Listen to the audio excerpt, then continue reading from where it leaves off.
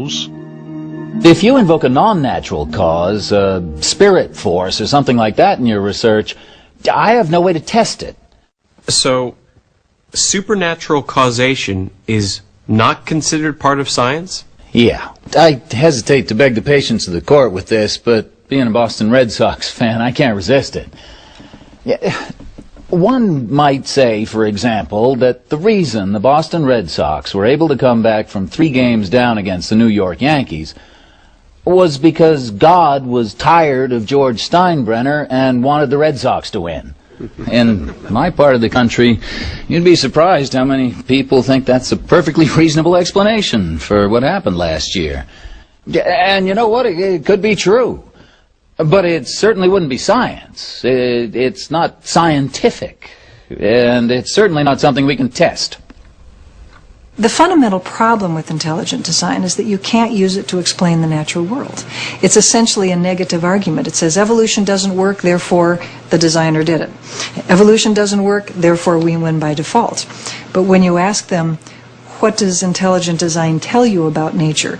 Does it tell you what the designer did? Does it tell you what the designer used to design something with? Does it tell you what purpose the designer had for designing something? Does it tell you when the designer did it? Why the designer did it? It doesn't tell you anything like that. Basically, it's a negative argument, and you can't build a science on a negative argument. After 3 weeks of testimony on the nature of science, the evidence for evolution, and the failings of intelligent design, the plaintiffs had presented their case. To watch the whole thing, you got an education in what evolution was, where evolution stands as a theory now in the 21st century. If you concentrated, you would get sucked into this thing, and the day would go by, and you'd come out and you'd think, that was amazing what I heard here. And these eloquent people, you know, with these incredible educations, and it was fantastic. The plaintiff's attorneys had put on an amazing case, but there was this idea, especially among those who weren't sitting in the trial every day, that when the defense started, you know, then we'll see some pretty interesting stuff too on the other side. The question now was, could the defense prove that intelligent design is a scientific theory? What evidence could they muster to support this claim?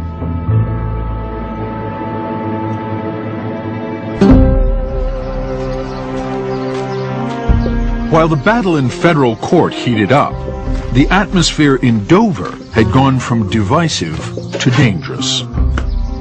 Tammy Kitzmiller, the lead plaintiff in the case who had a daughter in 9th grade biology class at Dover High School, had been receiving hate mail since the start of the trial. One letter was pretty disturbing. I think this was the one with the passage that the last sentence, especially, Madeline Murray was found murdered for taking prayer and Bible reading out of the schools, so watch out for a bullet. This was the letter that I made sure my lawyers got a copy of, and it was forwarded to the FBI. Anywhere you turned, we were getting attacked. I mean, the people in the community were attacking us in the newspapers. People in our own profession were attacking us, saying, you know, what are you guys doing in Dover? Why are you letting this happen? People in the community were calling us atheists, which was a bit offensive to 2 of us in the department because 2 of us happened to be sons and daughters of ministers. I fail to understand how teachers can call themselves Christians, go to church, talk about God, talk about Christ, and then go to school 5 days a week and talk about Darwin and teach it as if it's fact. Not a theory, but that's how it happened. I don't understand that. To me, that's talking out of both sides of your mouth.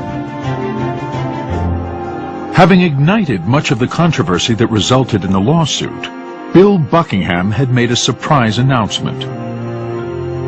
Citing poor health and struggles with OxyContin as a result of surgery, he resigned from the school board and moved out of state. A school board election was only months away, and now 8 of the 9 seats would be up for grabs, putting intelligent design on trial in the voting booth as well as the courtroom. Dover science teacher Brian Ream, who had already moved on to another school system, had thrown his hat in the ring. I couldn't work for a board that was going to mandate we teach religious ideas in the science classroom. I've got kids in the district, and that's not the kind of district I want my kids going to school in. So the choice was either move the whole family or try and fix the district that we lived in. We chose to fix it. But when he hit the campaign trail, Brian found himself again in the line of fire in the war on evolution.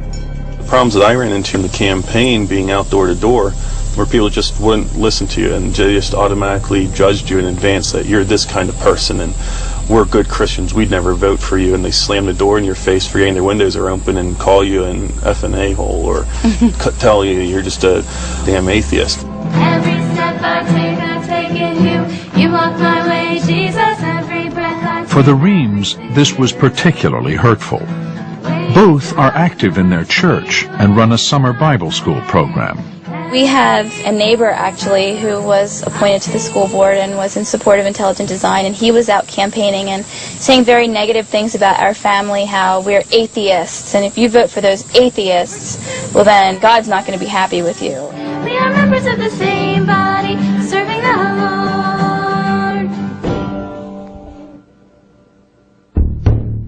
To make the case for intelligent design, the defense had lined up 8 expert witnesses, including several members of the Discovery Institute, the Seattle organization that promotes intelligent design. But of those 8 witnesses, 5 never testified. Witnesses started dropping like flies. We still haven't heard a complete explanation of why this happened, but there was some dispute going on between the Discovery Institute and the Thomas More Law Center over how the case would be run. Nova made repeated requests to interview members of the Discovery Institute to talk about this and other issues, but the Institute set conditions that were inconsistent with normal journalistic practice. For the defense to win, however, did not require a large number of witnesses. Our aim was not really to disprove Darwin's theory of evolution.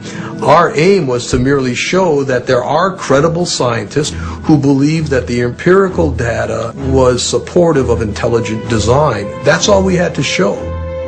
It was our thinking, if they could prove that there was a scientific basis for intelligent design, that it would be possible that the court could conclude that there was a valid secular purpose for teaching intelligent design. I think everybody was waiting to see whether or not the intelligent design folks had a case. But by the time we finished presenting our case,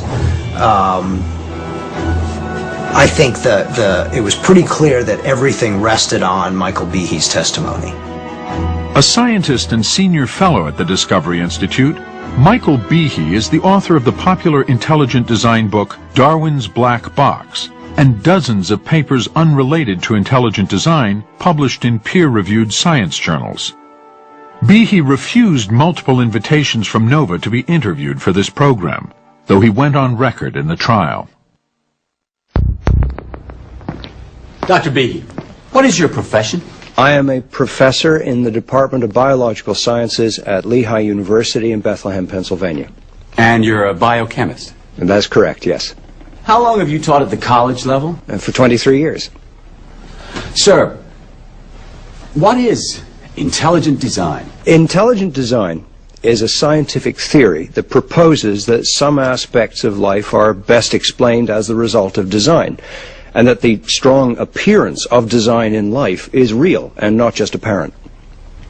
Is intelligent design based on any religious beliefs or convictions? No, it isn't. What is it based on? It is based entirely on observable, empirical, physical evidence from nature, plus logical inferences. Now, when you use the term design, what do you mean?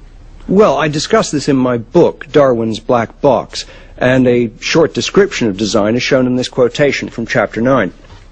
Quote, "What is design? Design is simply the purposeful arrangement of parts. When we perceive that parts have been arranged to fulfill a purpose, that's when we